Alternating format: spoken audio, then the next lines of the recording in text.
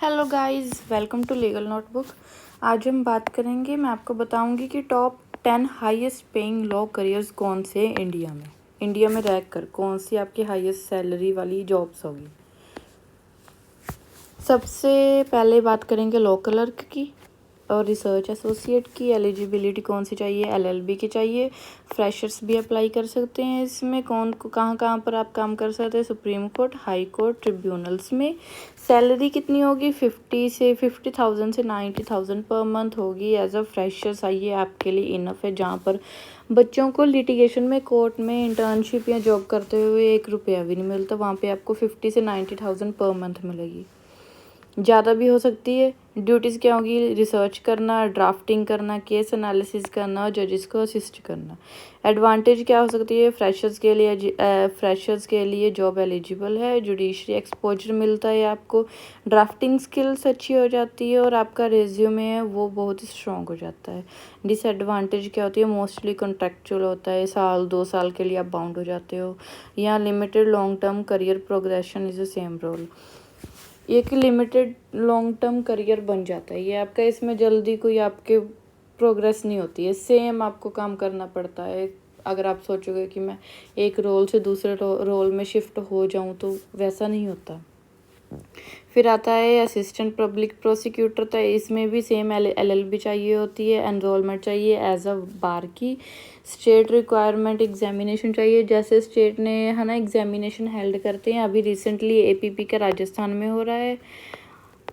अब उसके अकॉर्डिंग है ना, जो इन्होंने गाइडलाइंस कही है उसके अकॉर्डिंग आपको वो क्वालिफाई करना होगा। उसके बाद 60,000 से 1 लाख पर मंथ की सैलरी होती है, ज़्यादा भी हो सकती है।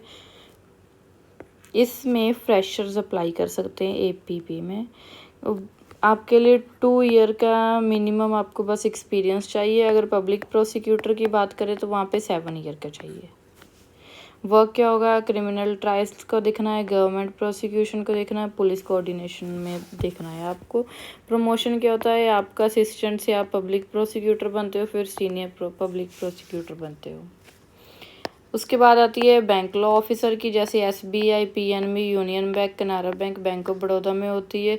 70,000 से 1,40,000 पर मंथ चाहिए होती है। वर्क कौन सा करना होता है? लोन रिकवरी का, लिटिगेशन का, कॉन्ट्रैक्ट का, डॉक्यूमेंटेशन का करना होता है। लिटिगेशन का जो कोर्ट में काम करते हैं, इन सारी चीज़ों को लेकर वो काम करना होगा। बेनिफिट क्या है इसमें? आपका मेडिकल कवर हो जाता है, पेंशन भी लगती है, एचआरए होता है, ट्रैवल अलाउंस मिलता है, जॉब सिक्योरिटी होती है, ये अच्छी होती है, अच्छा स्केल होता है। फ्रेशर्स के लिए भी एलिजिबल हो सकता है। उसके बाद पीएसयू लीगल ऑफिसर होता है। ओएनजी, एनटीपीएल, गेल, बीईएल, बीएचईएल में हो सकता है। 60,000 से 2 लाख पर मंथ की होती है, ज़्यादा कम भी हो सकती है, डिपेंडिंग होता है कि हर एक जो जिसमें आप अप्लाई कर रहे हो वहाँ पे। इसमें क्या क्या होता है? आपको एक घर मिलता है रहने के लिए, मेडिकल कवर हो जाता है, बोनस मिलता है, प्रमोशन बहुत जल्दी होता है, गवर्नमेंट बेनिफिट्स मिलते हैं आपको। इन जैग में फ्रेशर्स अप्लाई कर सकते हैं जो न्यूली ग्रेजुएट हुए हैं, लॉ फ्रेश ग्रेजुएट्स हुए हैं। इसमें 21 से 24 शायद 25 तक की एज लिमिट होती है। अप्लाई कर दीजिए अगर आप फ्रेश ग्रेजुएट हुए हैं तो। क्या क्या एलिजिबिलिटी होती है? एलएलबी चाहिए होती है, मिनिमम परसेंटेज 55 चाहिए होती है। एज जैसे नोटिफिकेशन में लिखा होगा वैसे ही, मे बी 21 से कम भी हो सकती है। आप देख लेना एक बार कितनी होती है। 80,000 से 1,30,000 पर मंथ की सैलरी होती है। बेनिफिट्स आपको कौन कौन से मिलते हैं? मिलिट्री रैंक के आपकी जॉब होती है, मेडिकल आपका होता है, अकोमोडेशन रहने की जगह मिलती है, ट्रैवल का खर्चा आपको मिलता है, एडवेंचर होता है, ऑफकोर्स एडवेंचर होगा अगर आप अलग अलग जगह पर ट्रैवल करोगे। रिस्पेक्टेड पोजीशन है। सिलेक्शन कैसी होती है? पहले शॉर्ट लिस्ट होता है, उसके बाद एसएसपी, मेडिकल, फिर मेरिट लिस्ट होती है। उसके बाद आपकी ट्रेनिंग होती है। इसकी सबसे एक मेन जो है ना एक कंडीशन है वो ये है कि आप मैरिड नहीं होने चाहिए। No married person is allowed. आप अनमैरिड होने चाहिए इसकी सिलेक्शन के लिए। उसके बाद आती है जुडिशियल सर्विस। इसमें एलिजिबिलिटी, सब में एलिजिबिलिटी सेम है। एलएलबी होनी चाहिए, जुडिशरी एग्ज़ाम क्लियर होना चाहिए। पहले प्री होते हैं, फिर मेंस होते हैं, फिर इंटरव्यू होता है। आपकी सैलरी 80,000 से 1,50,000 पर मंथ की होती है। पहले सिविल जज बनते हो, सीनियर सिविल जज बनते हो, फिर डिस्ट्रिक्ट जज बनते हो। उसके बाद हाई कोर्ट में जा सकते हैं। हाई कोर्ट के जज बनने के लिए आपको मिनिमम 35 ईयर्स के होने चाहिए। लॉ प्रोफेसर इसमें आपका LLM क्वालिफाइड होना चाहिए, UGC नेट आपका क्लियर होना चाहिए, PhD अगर आपका ये क्लियर नहीं हुआ तो आपको PhD करनी पड़ेगी एक प्रोफेसर बनने के लिए। समझाती हूँ, आपने LLM की है, PhD नहीं करनी तो आपको UGC क्लियर करना पड़ेगा। अगर आपने 3-4 अटैम्प्ट ले लिए और UGC नहीं क्लियर हो रहा, टफ लग रहा है, तो फिर आप PhD कर लो। जिन्होंने PhD कर ली वो सीधा बिना UGC नेट के लॉ प्रोफेसर लग सकते हैं। सैलरी सभी है ना इंस्टीट्यूशंस की अलग अलग होती है, किसी की ज़्यादा हो सकती है। वैसे बता देती हूँ, मिनिमम आपको 35 to 40 मिलेगी ही मिलेगी। बेनिफिट क्या होता है, आपको रिसर्च करने का मौका मिलता है, टीचिंग, कंसल्टेंसी, बुक्स, सेमिनार सब होता है। थर्ड नंबर पर आती है लीगल कंसल्टेंट, जो काम करता है गवर्नमेंट के लिए, PSU कंपनी, इंटरनेशनल ऑर्गेनाइजेशन है, NGOs के लिए। सैलरी होती है, डिपेंड करता है कि कितनी हो सकती है, बट हाईएस्ट होती है, ज़्यादा से ज़्यादा होती है। स्किल्स कौन सी चाहिए इसमें, आपको drafting, negotiation, corporate laws, arbitration, ये सब आना चाहिए।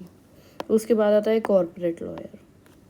कॉर्पोरेट लॉयर में आपकी रेंज होती है 6 लाख पर एनुअल से 50 लाख पर एनुअल की, जितना आपका एक्सपीरियंस होगा। टॉप लॉ फर्म्स, जितनी आप हाईएस्ट लॉ फर्म में जाओगे उतनी आपकी सैलरी ज़्यादा होगी। स्पेशलाइजेशन आपको क्या चाहिए, टैक्सेशन में आना चाहिए, कंपटीशन लॉ आना चाहिए, इंटेलेक्चुअल प्रॉपर्टी आना चाहिए, इंटरनेशनल बिजनेस आना चाहिए आपको। उसके बाद आता है senior advocate, law firm partner. इसमें प्रैक्टिस का एक्सपीरियंस चाहिए, एक्सीलेंट रेपुटेशन चाहिए, लार्ज क्लाइंट बेस चाहिए, कोर्ट एक्सपीरियंस चाहिए। Income can be among the highest earning legal across. मतलब कि क्या मतलब है इसका, अब आप सोचिए। आपने वो कहावत सुनी होगी ना कि एक जज की जितनी मंथली सैलरी होती है या किसी की जो मंथली सैलरी होती है वो वकील एक दिन में छाप देता है। कैसे, ऐसे ही जितना उसके पास बड़ा केस आएगा उतनी उसकी फ़ीस ज़्यादा होगी, बट उसके लिए सालों की प्रैक्टिस चाहिए, सालों की प्रैक्टिस। बस मुझे लगता है हमारा टॉपिक यहीं पर नहीं ख़त्म हुआ, अभी आगे है यहीं पे नहीं ख़त्म हुआ। अब कौन सा करियर आपके लिए बेस्ट है, अगर आप रिस्पेक्टेड जॉब चाहते हो फॉर, जैसे कि लड़कियों के लिए है ना, या फ्रेशर्स के लिए कि स्टार्टिंग में कोई अच्छी मिल जाए, judicial service and JAG best है। हाईएस्ट सैलरी के लिए कॉर्पोरेट लॉयर का आप देख सकते हो, लॉ फर्म का देख सकते हो, एक आप एडवोकेसी लिटिगेशन में जा सकते हो। अगर आपको गवर्नमेंट जॉब में सिक्योरिटी चाहिए तो लीगल ऑफिसर का देख सकते हो, या असिस्टेंट पब्लिक प्रोसिक्यूटर, सिविल जज का देख सकते हो। अगर आपको टीचिंग करनी है तो लॉ प्रोफेसर के लिए LLM कर लीजिए, फिर UGC क्लियर कर लीजिए, UGC नहीं हुआ तो फिर PhD कर लीजिए बस। कोर्ट प्रैक्टिस में जाना है तो लिटिगेशन कर लीजिए, पब्लिक प्रोसिक्यूटर बन सकते हैं या एडवोकेट बन जाइए बस। कौन सी मिस्टेक आप मत करना, सैलरी देखना ओवर इंटरेस्ट, बट हम टॉपिक ही वही कर रहे हैं, हाईएस्ट पेइंग सैलरी वाला। बट ये बात नहीं है, मैंने यहाँ पे बात की है कि इफ़ यू वांट रिस्पेक्ट,